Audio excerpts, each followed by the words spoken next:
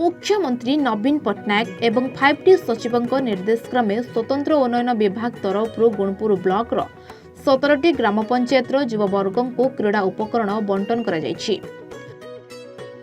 Gunpur block सद्भावना गृह में अनुष्ठित कार्यक्रम में गुणपुर विधायक रघुनाथ गमांग मुख्य अतिथि भाव जोगदेइथिबा बेले आदिवासी प्रकल्प प्रशासिका शांति प्रभा प्रधान, स्थानीय गोष्ठी उन्नयन अधिकारी शुभ्रांजलि प्रधान, ब्लॉक अध्यक्षा झिली शबर, उपाध्यक्ष सुदर्शन शबर अतिथि भाव जोगदेइथिले। एही कार्यक्रम में ब्लॉक 17टी ग्राम पंचायत शताधिक युव खेलाड़ी को विभिन्न क्रीड़ा उपकरण बंटा जायथिला। मुख्यमंत्री नवीन पट्टनायक युववर्गों को नहीं देखिथिबा स्वप्न एवं नूतन ओडिशा गठन में प्रमुख भूमिका रहिबो बोली गुणपुर विधायक रघुनाथ गमांग जणाइछन्ति। एही कार्यक्रम चलित साधारण निर्वाचन में विशेष महत्व रखिबो बोली आलोचना होछि।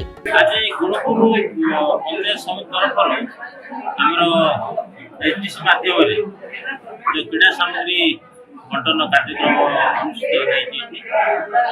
विभिन्न अंचल आमर पंचायत युव शक्ति माने को नहीं नूतन ओडिशा गठन कर स्वप्न देखी सामग्रिक विकास जहाँ किसी कल्चरल प्रोग्राम हो खेलकूद हो डेवलपमेंट काम सहभागिता निश्चय दरकार अच्छे आम देश दरकार समाज दरकार ओडिशा दरकार जन्मभूमि माटी भी दरकार।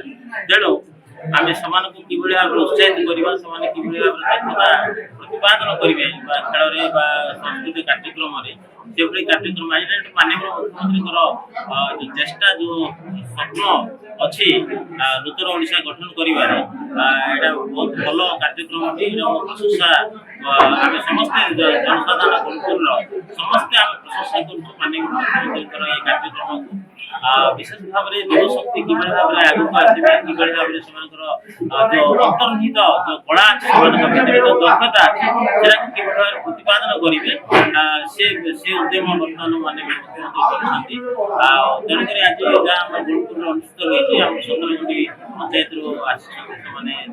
क्रीड़ा समिति नापी विशेष भाव से बहुत खुशी अच्छी तो जहाँ पचार क्रीड़ा सामग्री नहीं विभिन्न खेलकूद माध्यम कि भाव में दक्षता प्रतिपादन करेंगे से उद्यम करेंगे। आज कार्यक्रम बहुत भल